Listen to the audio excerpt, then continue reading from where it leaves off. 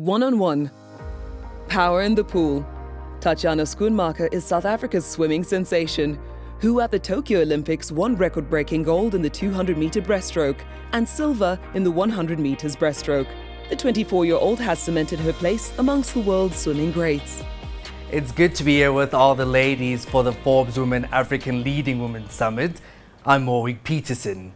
South Africa's swimming sensation, Tatjana Schoenmaker, the African continent star at the Tokyo Olympics, won world record-breaking gold in the 200-meter breaststroke and silver in the 100-meter breaststroke. The 24-year-old has cemented her place among the world's swimming greats. Thanks for joining us, Tatjana. Thanks for having me. It's quite an introduction to get used to. I don't think I ever will, but that's great. Excellent. All right. Tatjana, you won gold in the 200-meter breaststroke in world record time at the Tokyo Olympics last year, and also claimed silver in the 100-meter breaststroke. How was swimming always your first love? What was that one moment when you realized you were meant for it? I don't know if it was my first love all the time. I think you get to love the sport, or I just think you had to get the passion for it. When I was younger, I used to do a lot of sports. So choosing swimming as the only sport was not in the option for me. But later, I think when I pursued my swimming career, I fell in love with it, and I'm so lucky to have gotten most of the achievements that I have through my swimming and being able to travel the world, making national teams and stuff. So I would have never expected that for something that's just my passion.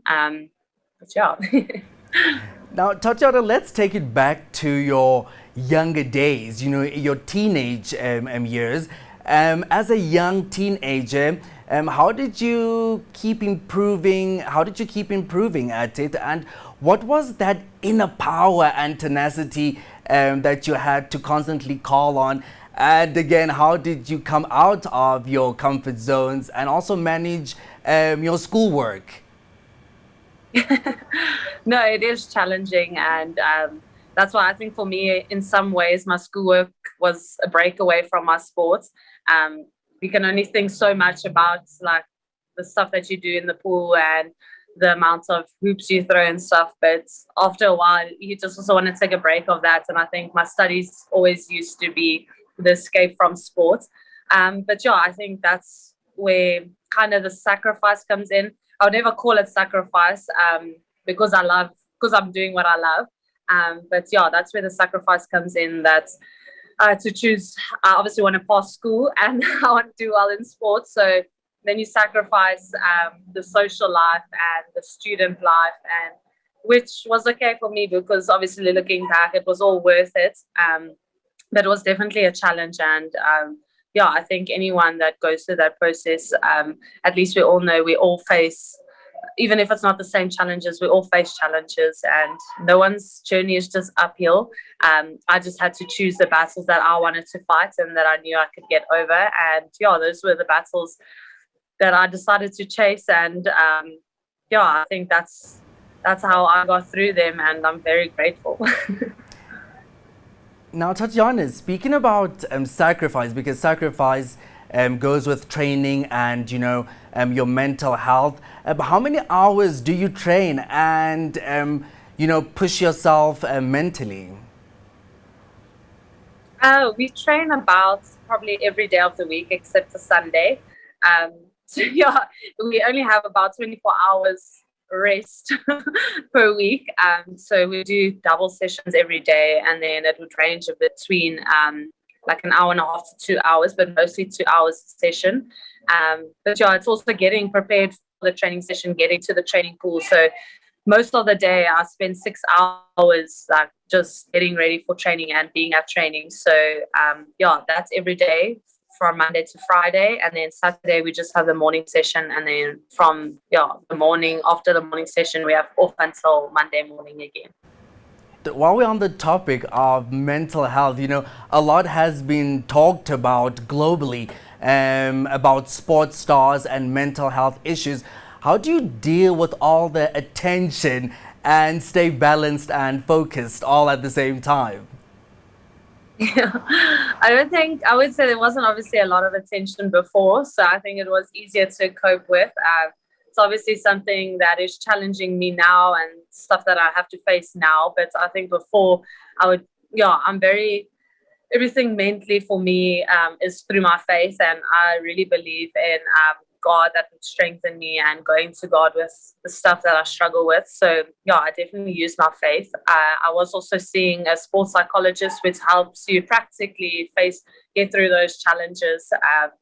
And yeah, I think now with obviously the more expectation and the more people that are wanting there and knocking on my door the whole time, that's a new challenge. But luckily the team that I have behind me has been so great so far, and I can't see how we can't get through this as a team together again. Tatjana, last year was a very scary moment for all of us. The Tokyo Olympics saw a delay because of the pandemic. Did that help your training in any way? I must say, obviously, in the beginning and having 10 weeks off, which a swimmer never gets, was a bit scary. And just, getting back into the water, it almost feels like you learn to swim all over again. So that was quite a challenge. But looking at the times that most of the professional athletes have swum, and just the level of performance that was at the Olympics, I must say, was, I think, much faster than it would have been if it was a year ago. So I definitely think the break was needed, because us as swimmers don't really take off. We basically train about 48 to 50 weeks a year. So I think for the first time taking that much time off, obviously disadvantaged you in some way for it took a while to get back. But with COVID also, there was not a lot of competitions anyway. So we had enough time to slowly get back into it and be able to start again and just be able to race properly. So I definitely think it helped. This year, I'm sure this year is going to be a crazy year. There are big competitions awaiting you this year. Are you set for the next big win? I would definitely not say win. I think winning for me is just being able to dive in that pool and know that I gave my best and I know what I put in training and stuff. And I think that's, even if it doesn't mean the gold medal or a record, I never go there to swim for those things, because as soon as you start swimming for what you can get out of it, I don't think you enjoy it as much. And I just want to enjoy my swimming. And I think for me, it is a big year. There's Commonwealth Games, even though it's not as big as the Olympics. I think it's just, it's another time to represent your country, and it's another time to go and try and make South Africa proud. And I think with the added pressure, which I don't put on myself, but I think it's exciting, and I'm excited to race again internationally. And just for myself to prove that I can maybe do it again or come close to my own times, because ultimately, that's what you kind of push for in any sports, is to improve on yourself. So if I can do that, I'd be very happy.